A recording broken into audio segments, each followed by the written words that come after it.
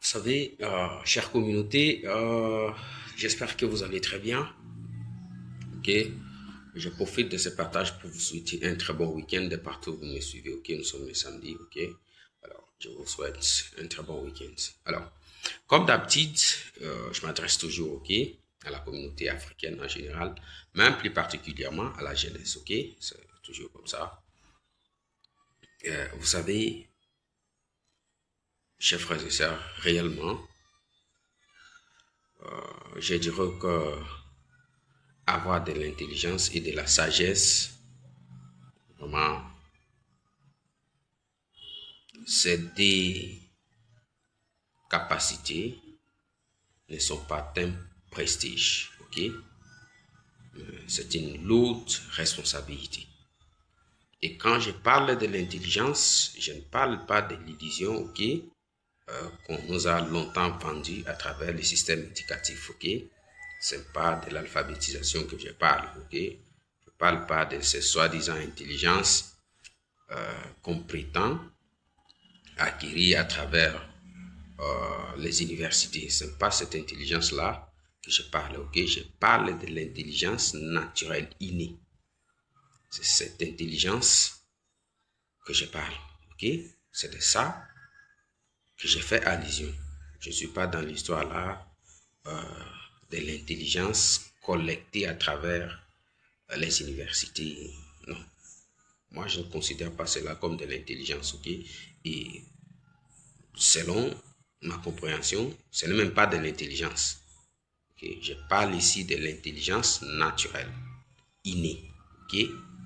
L'intelligence analytique, créative, okay? Et critique. C'est de cette intelligence-là, cette intelligence qui permet que vous puissiez voir au-delà des masques. Okay? C'est de cette intelligence-là que je fais allusion ici dans ce partage. Vous savez, avoir cette intelligence-là, c'est une lourde responsabilité parce que elle vous donne la capacité de voir au-delà. Ok? De voir au-delà de ce qui est physique. Elle vous donne la capacité de voir ce qui est invisible, mais que l'on a caché. Ok? D'écouter ce qui ne se dit pas. Cette intelligence-là. Elle vous donne beaucoup de capacités. Alors aujourd'hui, j'ai souvent aimé étudier des penseurs, des philosophes, ok? Alors, depuis longtemps, je commence à comprendre pourquoi un grand penseur tel que Épictète, ok?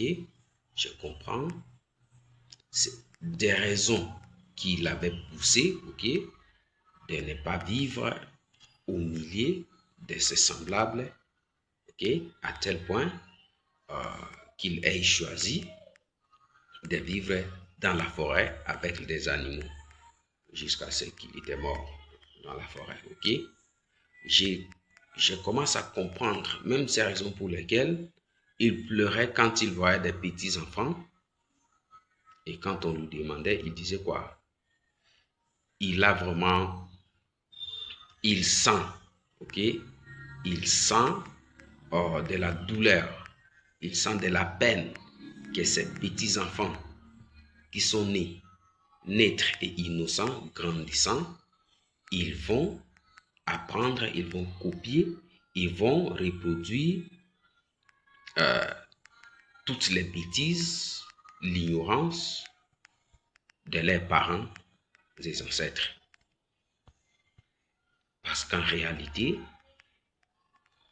une fois vous avez cette intelligence, chers frères, vous aurez beaucoup de difficultés à travers la façon dont les gens vivent la majorité. Vous aurez toujours des stress, ok, dépendant de la façon dont la majorité vivent. Vous n'allez pas croire. C'est une peine, c'est une souffrance d'avoir cette intelligence naturelle. Parce que, prenons le cas de l'Afrique. Nous reconnaissons tous, peut-être des petits-enfants ou d'autres, mais nous reconnaissons que l'Afrique a existé il y a des millénaires et demi aujourd'hui. Ok? Nous ne sommes pas un jeune peuple, non. Mais regardez comment sur le plan humain, sur le plan comportement humain, regardez comment les Africains vivent. La majorité des gens vivent comme s'ils n'étaient pas des humains.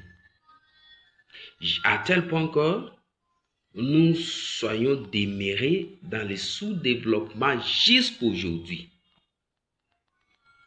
Beaucoup de pays africains, beaucoup de villages africains n'ont pas accès au courant, pas de l'eau potable. Certains enfants beaucoup d'enfants qui sont nés dans des villages n'ont jamais connu ce que l'on appelle l'électricité. Non, ils ne connaissent pas ça. Alors que nous sommes au XXIe siècle. On n'a pas de routes, il n'y a pas d'industrie, il n'y en a pas assez. Il n'y a pas d'emploi, il n'y a pas de la richesse. Mais vous, face à tous les maux, tous les défis africains, vous allez vous poser la question afin de comprendre que, bon, pourquoi toutes ces histoires, pourquoi tous ces défis se sont-ils enracinés et se sont-ils transmis en hérédité, en héritage, que l'on transmet d'une génération à l'autre? Pourquoi ça? Pourquoi? Parce que le développement, c'est une œuvre humaine. La création de la richesse, ce sont des humains qui en sont auteurs. La technologie, l'électricité, l'emploi, tout ça, ce sont des humains qui créent ces conditions. Ce ne sont pas des anges qui descendent des cieux et accomplissent ces tâches. Non, ce sont des humains ordinaires comme des Africains qui créent ces conditions. Mais regardez en Afrique. Des gens ont vécu des millénaires, mais ils n'ont pas d'emploi. Il n'y a pas de la richesse. Il n'y a pas d'industrie. Il n'y a pas de la technologie. Il n'y a pas de routes. Plus pire encore, jusqu'aujourd'hui, les Africains habitant leur propre pays continuent à manquer de quoi à manger. Ils attendent des aides alimentaires étrangères. Mais comment est-ce qu'on peut expliquer tout ça? Comment cela s'est-il rendu possible et quasi éternel en Afrique? Pourquoi ces réalités? Ceux qui sont là, ces peuples, nous, ne sommes-nous pas d'humains? Et si nous sommes d'humains, pourquoi ne parvenons-nous pas à résoudre chacun de ces problèmes? Pourquoi? Des gens ailleurs, d'autres peuples, les ont résolus et continuent à résoudre des problèmes jusqu'aujourd'hui. Mais de chez nous, rien.